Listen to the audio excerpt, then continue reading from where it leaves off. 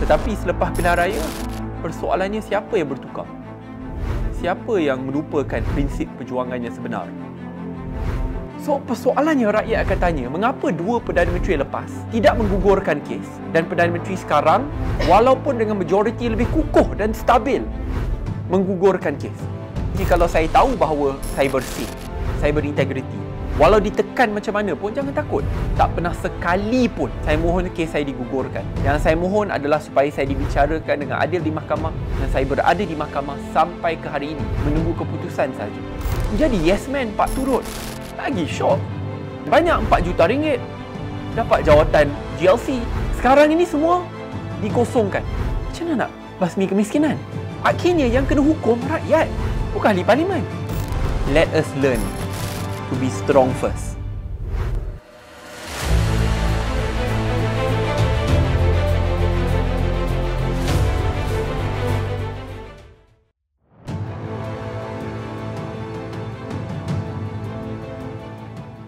Langkah saya adalah untuk sentiasa mendampingi rakyat, bersama dengan rakyat dan memperjuangkan isu-isu rakyat.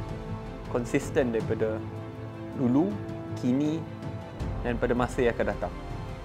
Sebab itu apabila ada yang mendesak untuk saya kosongkan kerusi, khususnya daripada pihak Pakatan Harapan, saya mencadangkan supaya mereka membeli cermin kerana sebelum pilihan raya, kami bersama berkempen dalam platform untuk lawan rasuah, tidak gugurkan kes.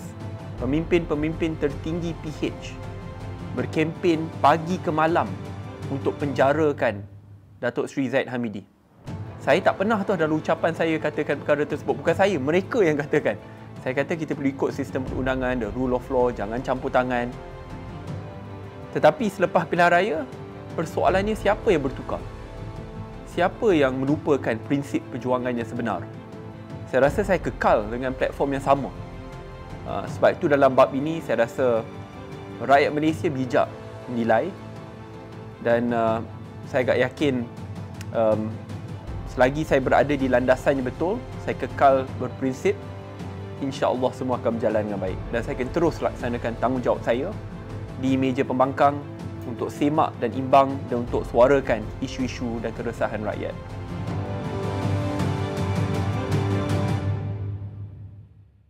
Sebab itu, di dalam parlimen, saya kongsikan fakta-fakta yang telah dibentangkan di hadapan kita. Yang katakan ada desakan untuk menggugurkan kes ini adalah PM sendiri. Sebelum pilihan raya lepas, dia berkongsikan kepada umum, bukan saya. Dia kongsikan secara terbuka bahawa dia didesak oleh Datuk Seri Zahid dengan Datuk Seri Najib, dua pemimpin utama UMNO, untuk menggugurkan kes mereka sebagai prasyarat sebelum dapat disokong menjadi Perdana Menteri.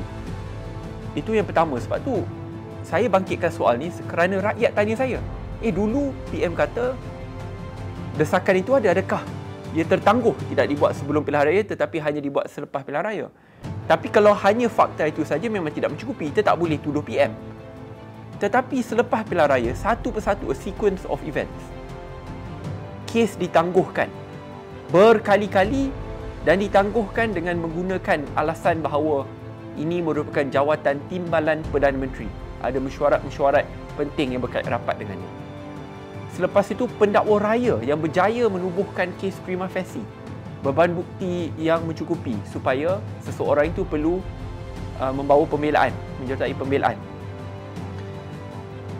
Tiba-tiba pendakwa raya tersebut digugurkan ataupun perkataan yang spesifik direhatkan awal dan bersara awal. Itu menimbulkan tanda tanya lagi. Selepas itu, satu persatu percubaan untuk menggugurkan kes. Dan dia tamat apabila Peguam Negara dalam proses dia dah ambil cuti awal untuk bersara dan sebelum Peguam Negara baru masuk, 47 kes ini digugurkan. Dia tidak tamat di sana. Selepas itu, apabila rakan-rakan media mengajukan soalan kepada Yang Amat Berhormat Perdana Menteri sini mengakui bahawa ada perbincangan berkenaan kes-kes ini, daripada pihak peguam negara ke dirinya. Dan dia dimaklumkan, dia pun menanyakan mengapa. Sebab itu kalau orang tengok perkara ini, saya rasa ramai rakyat Malaysia memahami, khususnya apabila dua Perdana Menteri yang lepas, walaupun didesak, walaupun sampai ada hilang jawatan, tidak menggugurkan kes.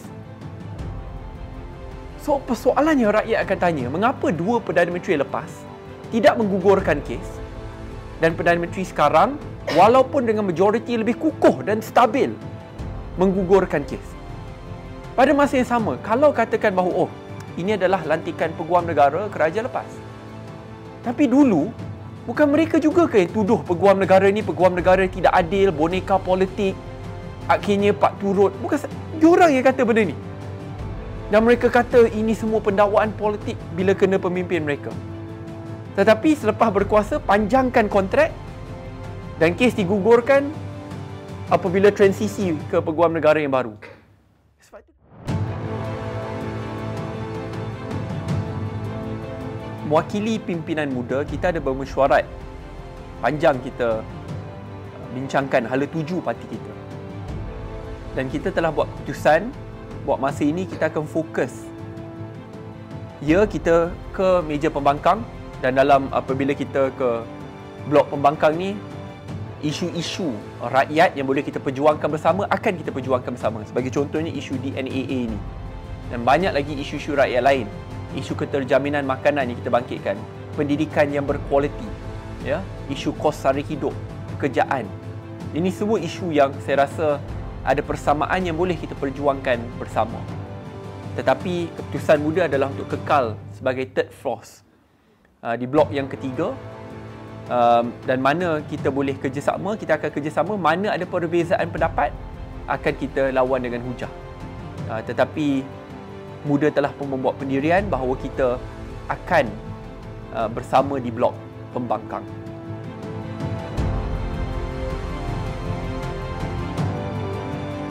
Kalau saya masuk politik fikir soal jawatan, pangkat, kontrak kuasa ni, lebih baik saya kekal saja dalam kerajaan pada tahun 2020.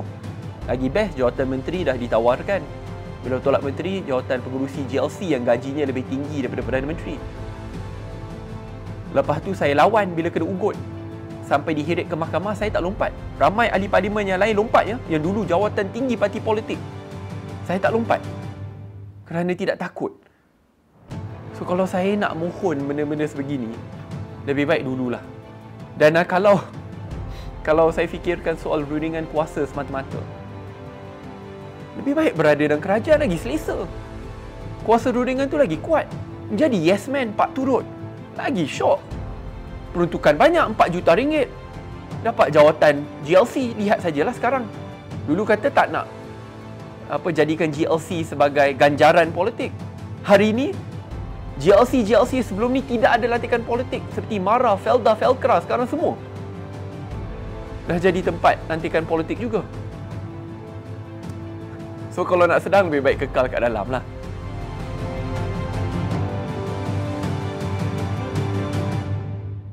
Sebab itu dalam bab ini, ya, saya kembali semula kepada janji kita kepada rakyat. Janji kita. Dan kita perlu faham juga mengapa janji itu dibuat. Ditawarkan dalam manifesto secara jelas, sejelas-jelas mungkin, bahawa peruntukan akan diberikan secara adil, sama dan saksama, dan tidak akan lagi diletakkan di bawah Perdana Menteri, tetapi diletakkan di bawah institusi parlimen. Itu adalah reform asas yang adil dan baik. Tetapi hari ini, selepas 8 bulan, kata perlu jumpa dulu, dah jumpa kata perlu setuju dengan terma dan syarat. Selepas itu, ini saya rasa itulah je nak prolong lah. Tapi bila prolong tu, persoalannya siapa yang susah? Rakyat dekat kawasan tu. PM kata dia nak pastikan bahawa kemiskinan dapat dibasmikan. Tahu tak sistem e-kasih? Saya tahu sebab saya di MUA. Bantuan e-kasih tidak mencukupi dan lazimnya orang susah yang diklasifikasikan sebagai keluarga miskin, bila tak cukup dapat bantuan daripada Jabatan Kebajikan, dia minta peruntukan parlimen. Kita salurkan, bantu. Bina rumah, baik pulih, selenggara. Kalau ada orang uzur, beli katil grade hospital, bantuan bulanan. Sekarang ini semua dikosongkan. Macam mana nak basmi kemiskinan? Akhirnya yang kena hukum rakyat, bukan ahli parlimen. Sebab tu saya kata peruntukan ni tak pergi ke saya. Peruntukan ni disalurkan kepada rakyat. Tahu tak sistem dia? Contoh, saya hanya key in je. Sekolah nak bina dewan, saya key in sekolah nak bina dewan. Selepas tu saya tak kawal satu pun. Contoh, MUA kita bina 4 dewan baru, saya key in. Sistem pemilihan, tender terbuka, saya tak pilih langsung, tak tahu pun. Yang mohon sekolah, duit tak disalurkan ke saya, sekolah disalurkan terus. Mereka akan tahu. So bayangkan apabila kena tarik, siapa yang dihukum? Rakyat. Demi apa? Warna politik, pilihan politik. Politik lapuk, tua. Macam mana negara nak maju? Dan lagi sekali, saya selalu bincangkan soal masa depan, presiden. Apa presiden ni? Kalau ini dijadikan presiden, habislah kerajaan-kerajaan yang akan datang akan gunakan lagi sekali. Kerajaan reform boleh buat macam ni, kita pun boleh buat. So kitaran tu tak dihentikan. Sebab tu dalam bab ini saya selalu tekankan, get the reforms done early. Kita kena buat reforms dan kita perlu impikan seperti kita berada dalam pembangkang pada penggal akan datang. Supaya apabila kita berada dalam pembangkang, kita tahu negara kita tetap berada di landasan betul. Itulah ciri-ciri negara yang maju. Negara yang dipacu oleh governance. Institusi-institusi rakyat yang kukuh dan bebas. Supaya tidak kira siapa pun yang menang pilihan raya, tidak kira siapa pun yang tawan Putrajaya jadi Perdana Menteri parti politik mana pun yang menang, negara kita berada di landasan betul. Kita tetap akan berjaya sebagai sebuah negara. Itulah definisi negara maju yang saya ingin lihat di negara kita, Malaysia.